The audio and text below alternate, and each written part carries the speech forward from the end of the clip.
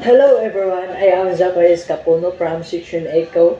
In this video, I will be presenting and discussing the types of clauses. So, first is independent clauses. Second is the commas join independent clause. Third is dependent clauses. Fourth is the noun clauses. Fifth is the adjective clauses. Last is the adverb of clause. And also, the four types of sentence is declarative sentence. Second is interrogative sentence. Then third is imperative sentence. The last is the exclamatory sentence. But first, let us go back to the clauses. What is clauses and sentence? So, clauses is a group words contain both subject and a verb working together to convey a complete or incomplete thought. What is independent clause? So, independent clause is also known as a simple sentence. So, we can understand more about independent clause. Let's have an example. Thomas Jefferson and Sally Hemings lived in Paris for a time. So, Thomas Jefferson and Sally Hemings are the subject, while the words live is our verb. So, as we read the sentence, it is a complete idea and it can stand alone. Now, let us move forward to the next types of clause, the commas join independent clause. So, what does it mean, commas join independent clause? So, it means that when you join the two independent clauses in a single sentence, you must use a comma before coordinating conjunction. Coordinating conjunction are for, and, nor, but, or, yet. So we also call this a fun voice. Now let's have an example. So first is the Dan Root and research paper on motivation. Second is he submitted it for publication. These two sentences are independent clauses. Now, we are going to join them and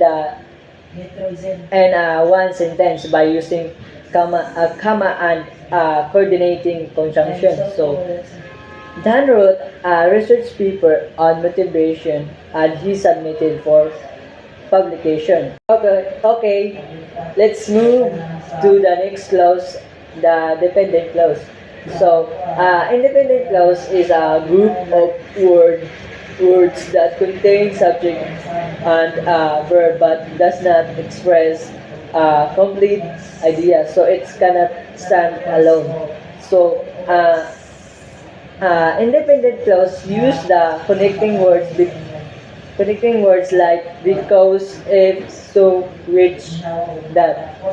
Okay, now let's have an example. So I know that wheat grows in Kansas.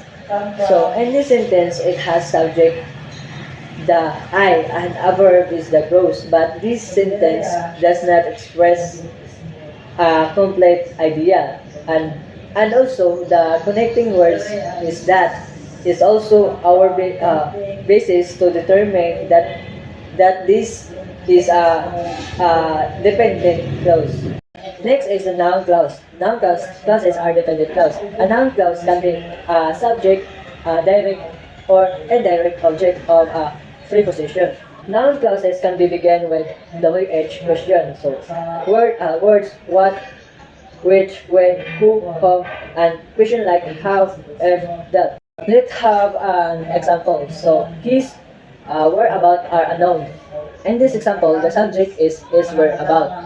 Then let us make into a noun clause. So where he lives is unknown. Second is I don't know that man. So the direct object of this example is the man. So then let us make it into a noun clause. So I don't know who he is. So fourth is he isn't interested in geometry. So the object of preposition of this example is the geometry. So then let us make it into a noun clause. So he isn't interested in what the class is studying. Third is the security officer give the student the key. So in this example, the direct object is the student. So then let us make it into a noun clause. So the security officer give whoever wanted the key. So let's move to the next, the adjective clause. So adjective clause is a dependent clause. An adjective clause modifies a noun or pronoun. So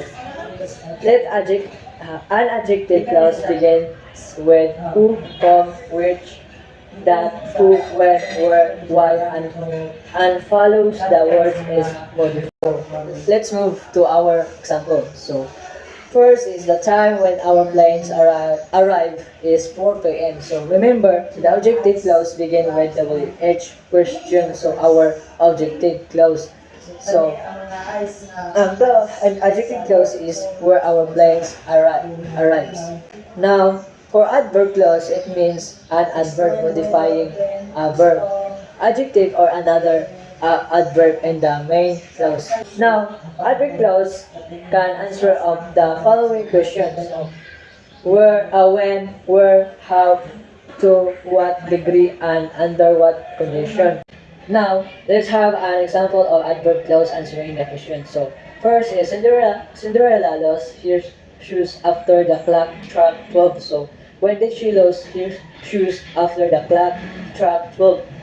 So, second example is the bush is high as the fence. So, and what degree? So, as high as the fence. I hope you understand the types of clauses, and now let's move forward the type of sentence. It is a type of sentence that make a statement or idea that provides information and with a period. Okay, let's have an example. So, Larry eating chocolate ice cream from covered with almonds. So, this sentence will provide us an information and it end with a period. So, the next is the type of sentence is the interrogative sentence. So, an interrogative sentence is a type of sentence that asks question. So, it usually ends with a question mark. The WH words always offer first in the interrogative sentence. So, let's have an example. So, first is, who is the student? We have question mark. What are Mary and Robin doing? Question mark. For imperative sentence, the purpose of this sentence is to issue a request or commands. It has no writing. It has no writing subject. However, the subject is implied as it is always you. So example, go to school. So it commands that you go to school. Second example is don't drive so fast. So it is requesting or commanding to not drive fast. So exclamatory sentence. The purpose of this sentence is to express a strong feeling. Exclamatory sentence always end with the exclamatory point.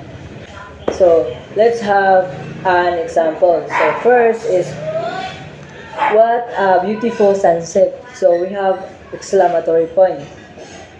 And the last. So second is, wow, this is the best day ever. So we have exclamatory point in the last. So oh no, I forgot my case. So we have exclamatory point in the last. So again, I am Zacharias Capuno, and I hope you have learned something from me.